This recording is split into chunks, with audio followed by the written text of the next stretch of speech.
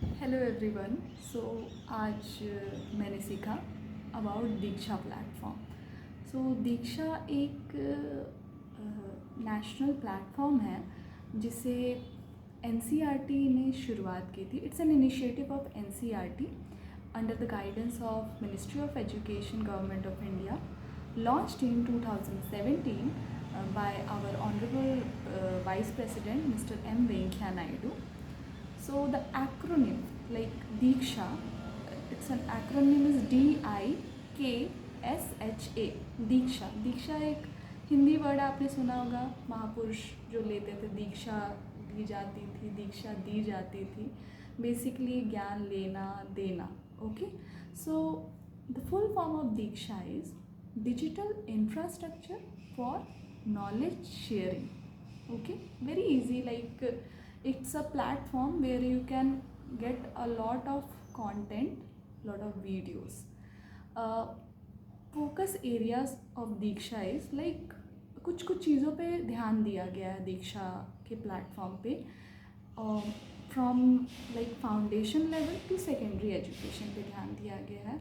और इस प्लेटफॉर्म पे 108 लैंग्वेजेस में चीज़ें अवेलेबल है, जैसा कि मेंशन किया गया। अगर आप इस प्लेटफॉर्म की वेबसाइट को विज़िट करोगे तो 101 लैंग्वेजेस जो इंडियन लैंग्वेजेस हैं और 7 फॉरेन लैंग्वेजेस हैं। ओके, सो बेसिकली जो फोकस एरिया है वो क्या है? सबसे पहला फोकस एरिया है निपुण भारत। निपुण Bharat is like an initiative है जिसमें न्यूमरेसी बेसिक रीडिंग्स पे ध्यान दिया जाता है। ठीक है, दूसरी चीज़ है यहाँ पे वर्चुअल लैब के ऊपर ध्यान दिया गया है, दूसरा फोकस एरिया। इसमें वोकेशनल एजुकेशन भी एक फोकस एरिया है जिस पे ध्यान दिया गया है। फिर नेक्स्ट है Bhasha Sangam. Okay, then the next is education for all, and I think I have left E-Jadui Pitara. So the first focus area is निपुण भारत। निपुण का फुल फॉर्म होता है national initiative for proficiency in reading with understanding and numeracy.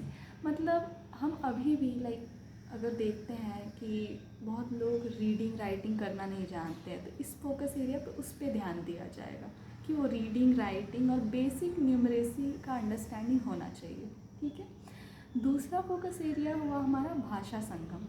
उसमें जो अलग अलग भाषाएं हैं उसका बेसिक सेंटेंसेस इस प्लेटफॉर्म पे दिया हुआ है। अगर आप इसके वेबसाइट पे जाते हैं तो आपको मिलेगा कि डेली बोलचाल की भाषा में जो हमारे कॉन्स्टिट्यूशन में 22 लैंग्वेजेस हैं, ओके, 22 ऑफिशियल लैंग्वेजेस, तो उस भाषा में यहाँ पे कंटेंट अवेलेबल है कि कैसे बोलचाल की भाषा में डेली लाइफ का बोलचाल की भाषा में हम इस्तेमाल करते हैं। तीसरा है यहाँ पे वर्चुअल लैब। तो अगर आप इसकी वेबसाइट पे जाएंगे और वर्चुअल लैब वाले सेक्शन में जाएंगे तो वहाँ 6 से लेकर आई थिंक 10 क्लास तक वहाँ पे वर्चुअली लैब्स लाइक है। जैसे कि सपोज़ बायोलॉजी का क्लास 6 का कोई भी चैप्टर खोल लीजिए और उससे रिलेटेड जो हमारे बॉक्स में एक्सपेरिमेंट्स रहते थे, सो वो अगर आप क्लिक करेंगे तो वो आपको वर्चुअली वो एक्सपेरिमेंट करके दिखाता है। तो उससे आपको एक बेसिक आइडिया मिलता है कि वो एक्सपेरिमेंट कैसा होता है।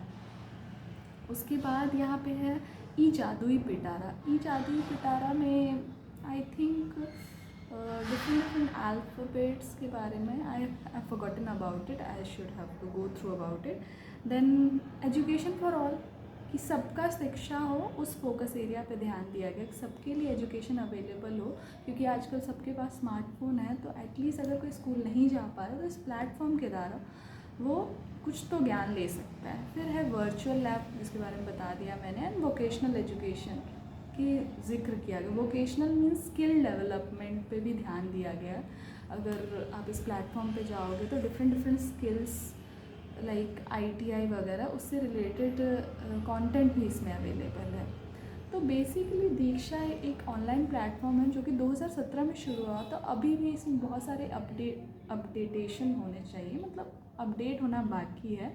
और इस basically the purpose of this video कि आप इसके वेबसाइट पे जाएं और इसके बारे में जानें कि इस वेबसाइट को एटलीस्ट विज़िट करें और समझें। इसका एक ऐप भी आता है दीक्षा का, तो आप उसमें भी जाके लॉगिन करके जो स्टूडेंट हैं, टीचर है, इवन पेरेंट्स, वो जाके देख सकते हैं कि कैसे ये वर्क कर रहा है।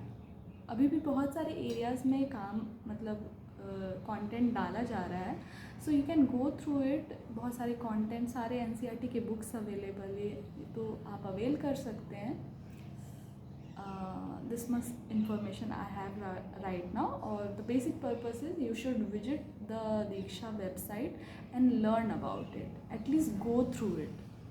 Okay, I hope you have learned something new today. I have learned a lot of things today, so have a nice day.